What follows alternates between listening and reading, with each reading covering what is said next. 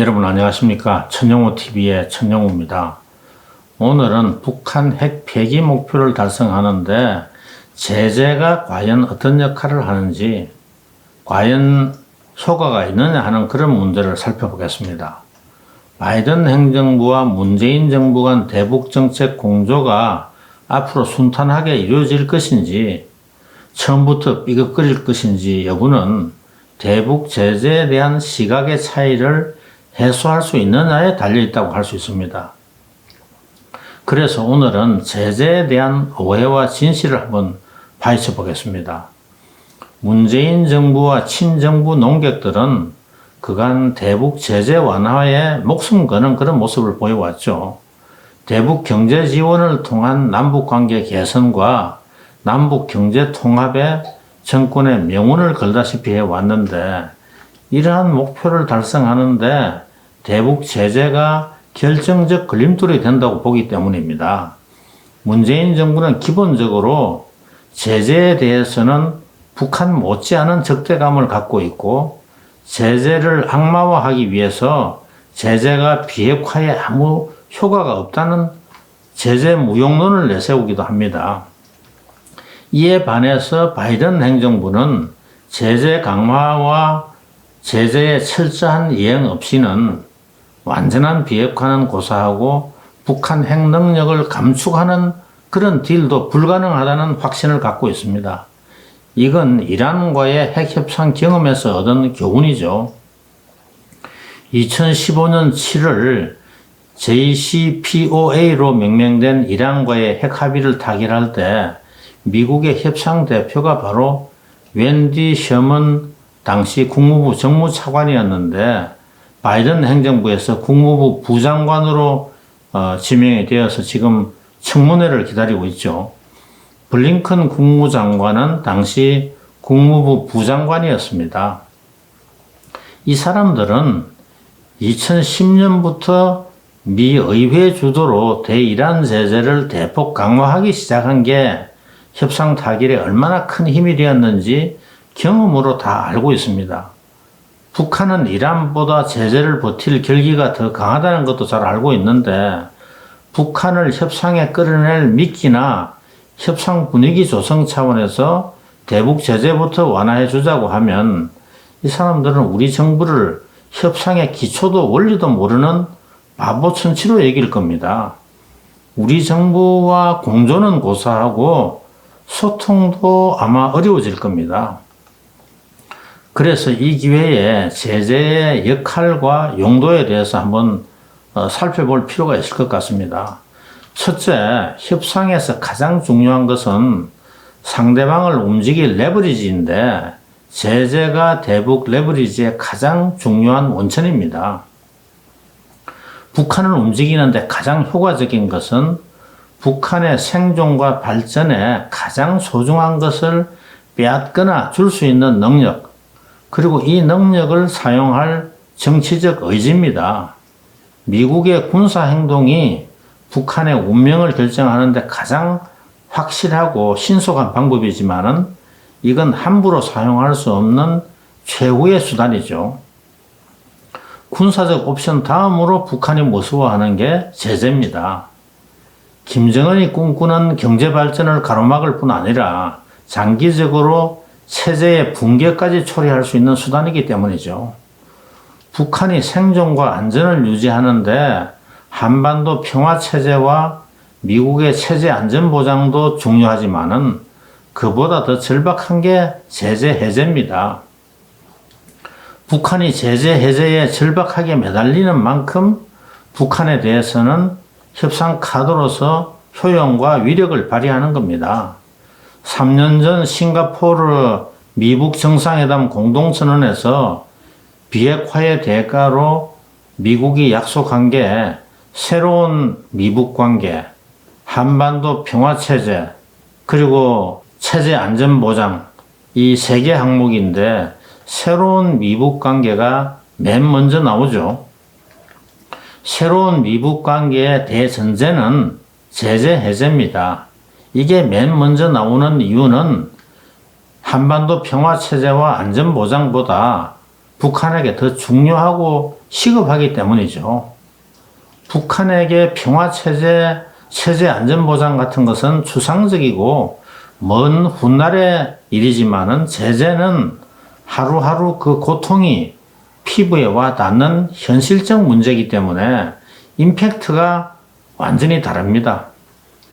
둘째, 제재가 만병통치약은 아닙니다.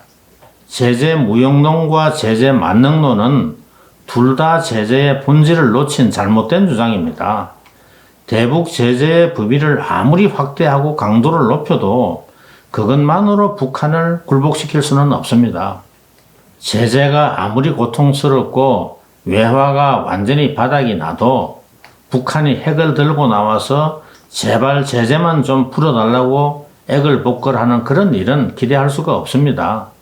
핵에 대한 집착이 강할수록 제재에 따른 고통을 이겨낼 힘도 커지는 법입니다.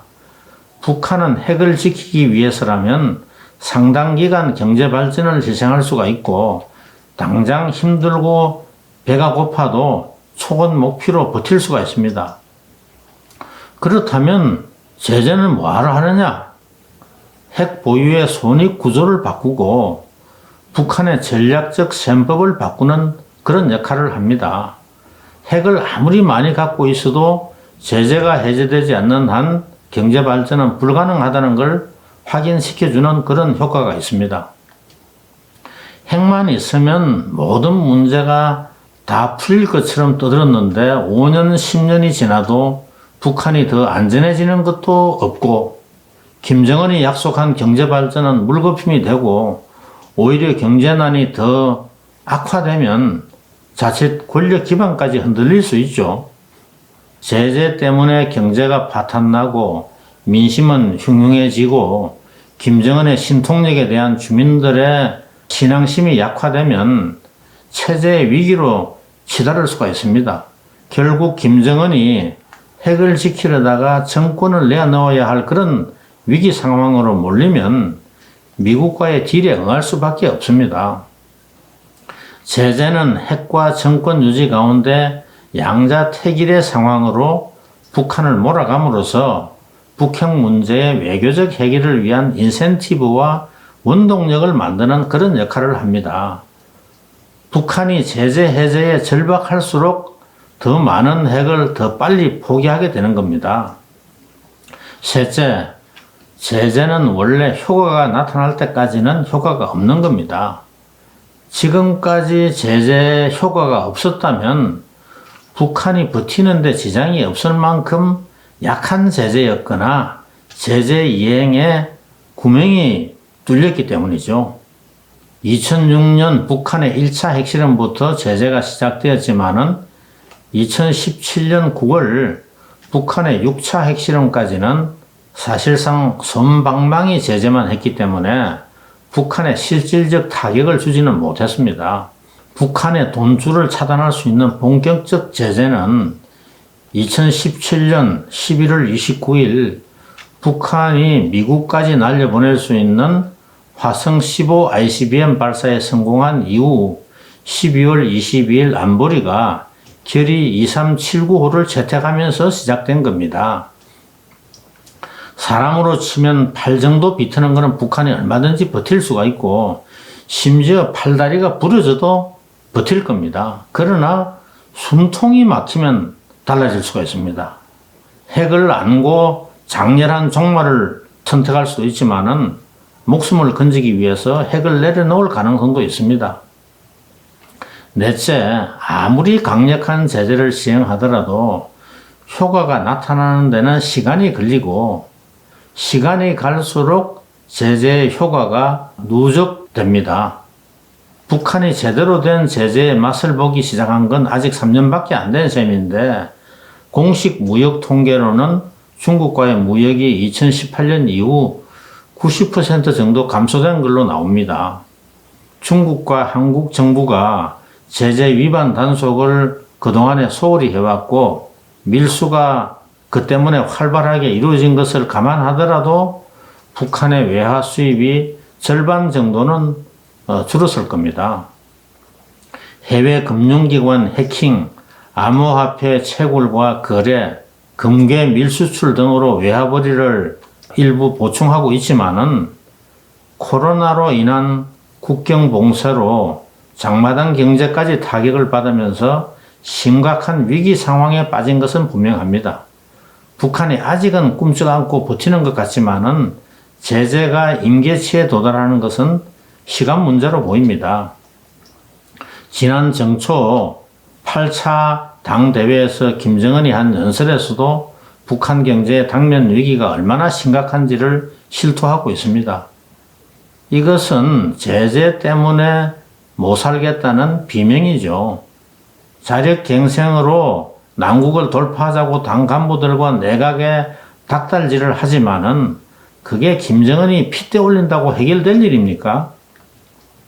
더 이상 버틸 수 없는 상황에 도달하면 기고만장하던 김정은이 갑자기 저자세로 협상을 구걸하는 그런 순간이 올 수가 있습니다. 바이든 행정부를 향해서 큰 선심 쓰듯이 이러지 말고 대화로 문제를 풀어보자고 나올 겁니다. 미국과의 딜 없이는 살아갈 길이 없다면 협상이 안 나오고 어떻게 하겠습니까?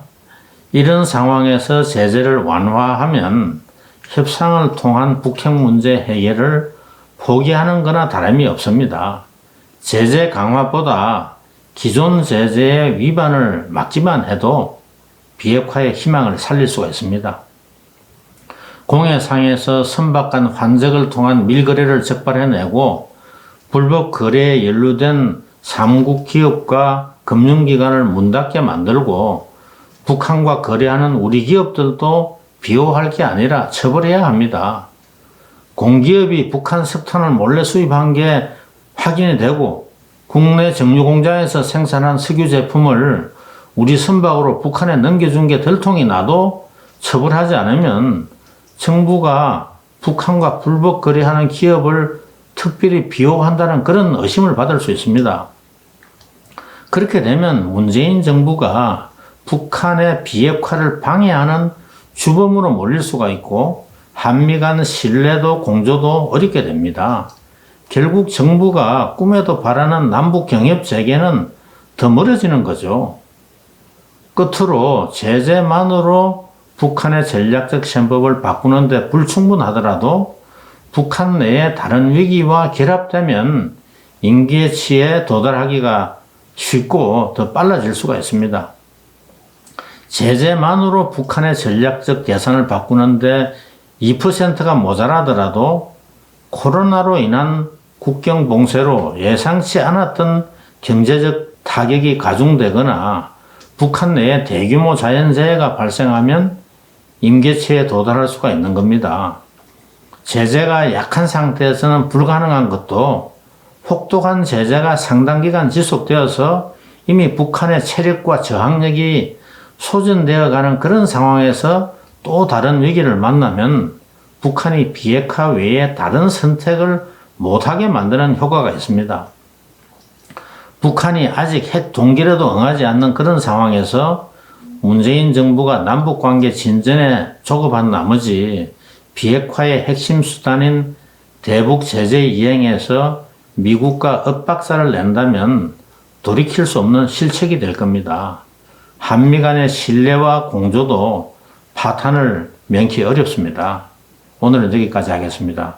천영호 TV의 천영호였습니다.